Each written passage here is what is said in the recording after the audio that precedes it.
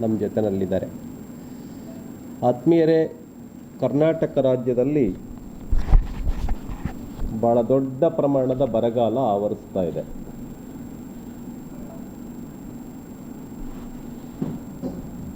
ರಾಜ್ಯಾದ್ಯಂತ ಈ ಒಂದು ರೈತರ ಬವಣೆ ಏನು ಹೆಚ್ಚಾಗ್ತಾ ಇದೆ, ರೈತರ ಸಂಕಷ್ಟ ಏನು ಹೆಚ್ಚಾಗ್ತಾ ಇದೆ, ಅವರ ಗೋಳನ್ನು ಕೇಳೋದಕ್ಕೆ ಯಾರೂ ಇಲ್ಲ.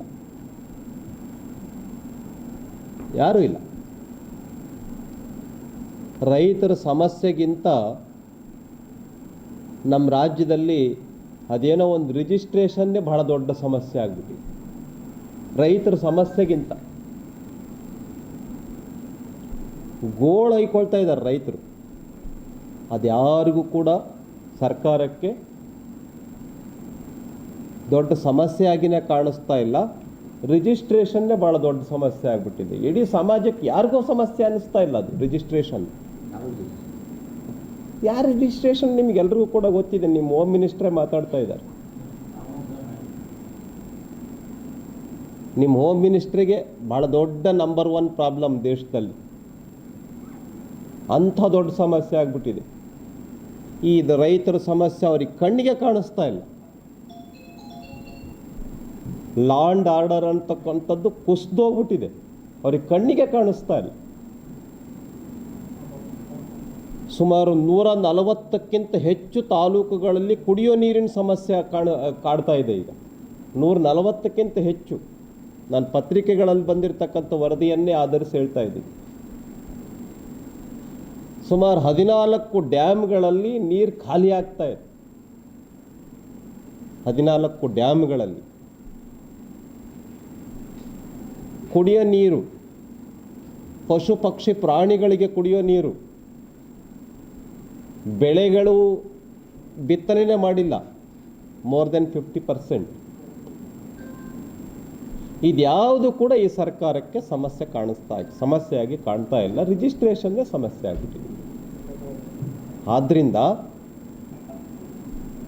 ಈ ಸರ್ಕಾರಕ್ಕೆ ರೈತರ ಬವಣೆ ಕೇಳೋದಕ್ಕೆ ಹೋಗ್ರಿ ಅಂತ ಹೇಳಿದ್ರೆ ಮಂತ್ರಿಗಳಿಲ್ಲ. 14 ಜನ ಮಂತ್ರಿಗಳಿದ್ದಾರೆ. ಅದರೊಳಗಡೆ ಅರ್ಧಕ್ಕರ್ಧ ಜನ ಅಸಮಾಧಾನಿತರಾಗಿದ್ದಾರೆ. ಅದರೊಳಗೂ ಕೂಡ ಯಾರೂ ಓಡಾಡ್ತಾ ಇಲ್ಲ.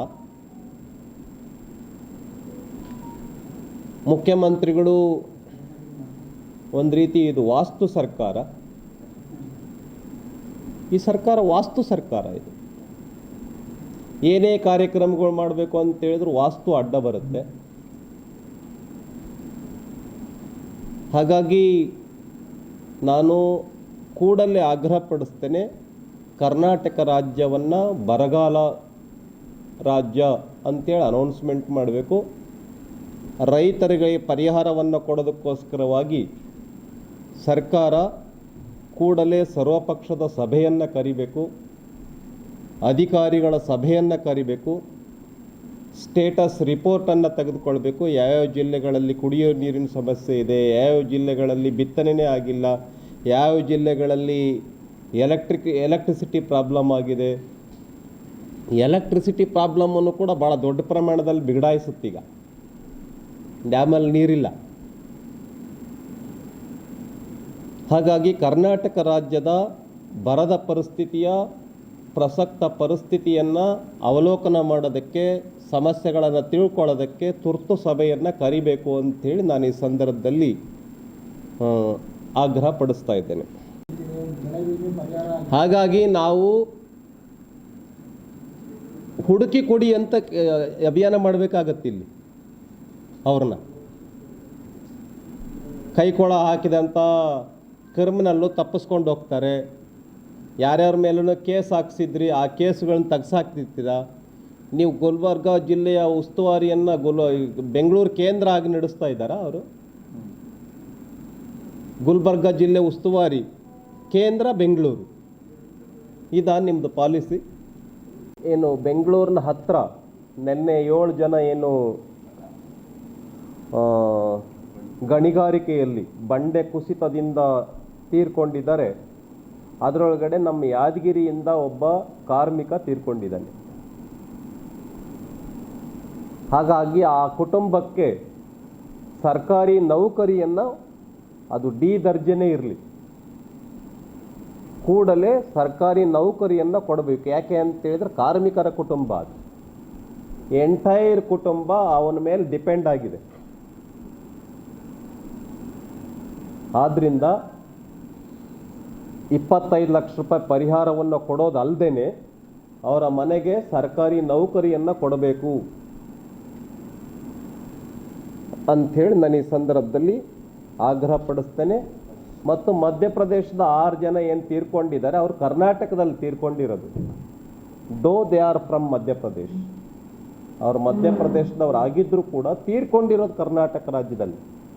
ಹಾಗಾಗಿ ಅವ್ರಿಗೂ ಕೂಡ, ಆ ಕುಟುಂಬಕ್ಕೆ 50 ಲಕ್ಷ ರೂಪಾಯಿ ಪ್ರತಿ ಕುಟುಂಬಕ್ಕೆ ಪರಿಹಾರವನ್ನು ಕೊಡಬೇಕು ಅಂತ ನಾನು ಈ ಸಂದರ್ಭದಲ್ಲಿ ಆಗ್ರಹ ಪಡಿಸ್ತೇನೆ. ಇನ್ನು ಯಾರು ಆ ಒಂದು ಕ್ರಷರ್ ಮಾಲೀಕರಿದ್ದಾರೆ, ಅವ್ರನ್ನಿನ್ನೂ ಬಂಧಿಸಿಲ್ಲ, ಕೂಡಲೇ ಬಂಧಿಸಬೇಕು. ಯಾವುದೇ ಮುಲಾಜಿಲ್ಲದೆ ನಿರ್ದಾಕ್ಷಿಣ್ಯ ಕ್ರಮಗಳನ್ನು ತೆಗೆದುಕೊಳ್ಬೇಕು. ಹಾಗಾಗಿ ಕೂಡಲೇ ಬಂಧಿಸಿ ಅವರ ಮೇಲೆ ಕ್ರಮ ತೆಗೆದುಕೊಳ್ಬೇಕು. ಆ ಕ್ರಷರ್ ಮಾಲೀಕರಿಂದನೂ ಕೂಡ ಕಾರ್ಮಿಕರ ಕುಟುಂಬಕ್ಕೆ ಪರಿಹಾರವನ್ನು ಕೊಡುವ ರೀತಿಯಲ್ಲಿ ಸರ್ಕಾರ ಮಾತುಕತೆಯನ್ನು ನಡೆಸಬೇಕು ಅಂತೇಳಿ ಈ ಸಂದರ್ಭದಲ್ಲಿ ನಾನು ಆಗ್ರಹ ಪಡಿಸ್ತೇನೆ. ಇನ್ನು ಮೂರನೇ ಸಂಗತಿ, ನಮ್ಮ ಗೃಹ ಸಚಿವರು ಇಲ್ಲಿಯವರೇನೆ ಚಿತ್ತಾಪುರ ತಾಲೂಕನ್ನು ಪ್ರತಿನಿಧಿಸ್ತಾರೆ, ಈ ಜಿಲ್ಲೆಯ ಉಸ್ತುವಾರಿ ಸಚಿವರು. ಅಫ್ಜಲ್ಪುರದಲ್ಲಿ ಮೊನ್ನೆ ಒಂದು ಘಟನೆ ನಡೆದಿದೆ. 16 ವರ್ಷದ ಬಾಲಕಿ ನಾಪತ್ತೆಯಾಗಿರ್ತಕ್ಕಂಥ ವಿಷಯ. ಅದೇ ತಾಲೂಕಿನ 24 ವರ್ಷದ ಒಬ್ಬ ಯುವಕ ಆ ಒಂದು 16 ವರ್ಷದ ಬಾಲಕಿಯ ಜೊತೆಯಲ್ಲಿ ಪ್ರೀತಿ ಇಟ್ಕೊಂಡಿದ್ದ. ಈ ಎಲ್ಲ ಹಿನ್ನೆಲೆಯಲ್ಲಿ ಅವನ್ನ ಅರೆಸ್ಟ್ ಮಾಡಿದ್ದಾರೆ. ಅರೆಸ್ಟ್ ಮಾಡಿದಂಥ ಯುವಕ ಪೊಲೀಸ್ ಸ್ಟೇಷನ್ಗೆ ತೆಗೆದುಕೊಂಡು ಬರ್ತಾರೆ, ಕೈಕೋಳ ಹಾಕಿ ಬಂಧಿಸಿ ಪೊಲೀಸ್ ಸ್ಟೇಷನ್ನಲ್ಲಿ ಇಟ್ಕೊಂಡಿರ್ತಾನೆ. ಆದರೆ ಸ್ವಲ್ಪ ಸಮಯದಲ್ಲೇ ಗಾಯಾಬ್ ಆಗ್ತಾನೆ, ಹೆಂಗೆ ತಪ್ಪಿಸ್ಕೊಂಡು ಹೋಗ್ತಾನೆ ಪೊಲೀಸ್ ಸ್ಟೇಷನ್ನಿಂದ. ನಮ್ಮ ಗೃಹ ಸಚಿವರು ಯಾಕೆ ಇದ್ರ ಬಗ್ಗೆ ಮಾತಾಡ್ತಾ ಇಲ್ಲ? ಕೈಕೋಳ ಬಿಚ್ಚಿಕೊಂಡು ಕೈಕೋಳ ಅಲ್ಲೇ ಬಿಟ್ಟು ಹೋಗಿದ್ದಾನೆ ಅಂತಂದರೆ ಆ ಸ್ಟೇಷನ್ನಿನ ಇನ್ಸ್ಪೆಕ್ಟರ್ ಯಾರು? ಕೂಡಲೇ ಆ ಇನ್ಸ್ಪೆಕ್ಟರನ್ನು ಸಸ್ಪೆಂಡ್ ಮಾಡಬೇಕು. ಲಾ ಅಂಡ್ ಆರ್ಡರ್ ಈ ಜಿಲ್ಲೆನಲ್ಲಿ ಸಂಪೂರ್ಣವಾಗಿ ಕುಸಿದು ಹೋಗಿದೆ. ನಮ್ಮ ಹೋಮ್ ಮಿನಿಸ್ಟರ್ ಹೆಂಗಪ್ಪ ಇದ್ದಾರೆ ಅಂತ ಹೇಳಿದ್ರೆ ಬೇಕಾದ್ ನಡಿಬೋದು. ಈ ಉದಾಹರಣೆಗೆ ಆಳಂದದಲ್ಲಿ ಲಾಡ್ಲೆ ಕೇಸ್ ಸಂಬಂಧಪಟ್ಟಂತೆ ಕೇಸ್ ಹಾಕಿದ್ವಿ. ಆ ಕೇಸನ್ನು ವಾಪಸ್ ತೆಗೆದುಕೊಳ್ತು ಸರ್ಕಾರ. ಹೈಕೋರ್ಟ್ ಸರ್ಕಾರಕ್ಕೆ ಕಪಾಳ ಮೋಕ್ಷ ಮಾಡಿದೆ, ಸ್ಟೇ ಕೊಟ್ಟಿದೆ. ನೀವು ಈ ಕೇಸನ್ನು ತೆಗೆದುಹಾಕಿದ್ದು ಸರಿಯಲ್ಲ ಅಂಥೇಳಿ. ಅಂದರೆ ಸರ್ಕಾರದ ನಿಲುವಿಗೆ, ನಿರ್ಧಾರಕ್ಕೆ ಕಪಾಳ ಮೋಕ್ಷ ಮಾಡಿದೆ ಹೈಕೋರ್ಟ್. ಆ ಕೇಸನ್ನ ತೆಗೆದುಹಾಕಿದ್ದಕ್ಕೆ ಸ್ಟೇ ಕೊಟ್ಟಿದೆ. ಇದಕ್ಕೇನಂತ ಹೇಳ್ತಾರೆ ಪ್ರಿಯಾಂಕ ಖರ್ಗೆ ಅವರು? ತಮ್ಮ ಸರ್ಕಾರ ಮಾಡಿದ ತಪ್ಪು. ಅದೇ ಥರ ಹುಬ್ಳಿ ಕೇಸುಗಳನ್ನು ತೆಗೆದುಹಾಕಿದ್ದು ತಪ್ಪು, ಅದ್ರ ಬಗ್ಗೆನೂ ಸ್ಟೇ ಕೊಟ್ಟಿತ್ತು. ಈ ಥರ ಹಿಂದೂಗಳ ಮೇಲಿರ್ತಕ್ಕಂಥ ಕೇಸುಗಳನ್ನು, ಇನ್ನಷ್ಟು ಕೇಸುಗಳನ್ನು ಹಾಕಿಬಿಟ್ಟು ಅವ್ರನ್ನ ಒಳಗಡೆ ಹಾಕೋದು. ಕೊಲೆ ಮಾಡಿದ್ರು, ಹಲ್ಲೆ ಮಾಡಿದ್ರು, ಬೇಕಾದ ಕ್ರಿಮಿನಲ್ ಚಟುವಟಿಕೆ ಮಾಡಿದ್ರು ಕೂಡ ಅವ್ರ ಮೇಲಿನ ಕೇಸುಗಳನ್ನು ತೆಗೆದುಹಾಕ್ತಕ್ಕಂಥದ್ದು ಕರ್ನಾಟಕ ರಾಜ್ಯದಲ್ಲಿ ತುಷ್ಟೀಕರಣ ನೀತಿ ಅಂತಕ್ಕಂಥದ್ದು ಮೇರೆ ಮೀರ್ತಾ ಇದೆ. ನಮ್ಮ ಗೃಹ ಸಚಿವರು ತುಷ್ಟೀಕರಣ ನೀತಿಯನ್ನು ಅನುಸರಿಸ್ತಾ ಇದ್ದಾರೆ. ಯಾಕೆ ಸರ್ಕಾರ ಇದನ್ನು ಲ್ಯಾಡ್ಲೆ ಕೇಸನ್ನು ವಾಪಸ್ ತೆಗೆದುಕೊಳ್ತು? ಇವಾಗ ಹೈಕೋರ್ಟ್ ಕಪಾಳ ಮೋಕ್ಷ ಮಾಡಿದೆ ನಿಮ್ಮ ತುಷ್ಟೀಕರಣ ನೀತಿಗೆ. ಹಾಗಾಗಿ ಇನ್ನು ಮುಂದಾದರೂ ಕೂಡ ಸರ್ಕಾರ ತುಷ್ಟೀಕರಣ ನೀತಿಯನ್ನು ಮುಂದುವರಿಸೋದನ್ನು ನಿಲ್ಲಿಸಬೇಕು ಅಂಥೇಳಿ ಈ ಸಂದರ್ಭದಲ್ಲಿ ಕೋರ್ಟ್ ಏನು ಹೇಳಿದೆ, ಈಗಲಾದರೂ ನಿಲ್ಲಿಸಬೇಕು ಅಂಥೇಳಿ ನಾನು ಈ ಸಂದರ್ಭದಲ್ಲಿ ಸರ್ಕಾರವನ್ನು ಆಗ್ರಹ ಪಡಿಸ್ತಾ ಇದ್ದೇನೆ. ನಮ್ಮ BJP ಸರಿಯಾಗಿಯೇ ಮಾಡಿತ್ತು, ಹೋರಾಟವನ್ನು ಮಾಡಿತ್ತು. ಹಾಗಾಗಿ ನಮ್ಮ ಹೋರಾಟಕ್ಕೆ ಸಿಕ್ಕಿರ್ತಕ್ಕಂಥ ಜಯ ಅಂತಕ್ಕಂಥದ್ದನ್ನು ಈ ಸಂದರ್ಭದಲ್ಲಿ ನಾನು ಹೇಳೋದಕ್ಕೆ ಬಯಸ್ತೇನೆ, ಆಳಂದದಲ್ಲಿ ನಡೆದಿರ್ತಕ್ಕಂಥ ಘಟನೆ ಬಗ್ಗೆ. If you like this video ಬೇಗ ಲೈಕ್ ಮಾಡಿ, ಕಾಮೆಂಟ್ ಮಾಡಿ, ಶೇರ್ ಮಾಡಿ ಹಾಗೂ ಯೋಯೋ ಟಿವಿ ಕನ್ನಡವನ್ನು ಸಬ್ಸ್ಕ್ರೈಬ್ ಮಾಡಿ.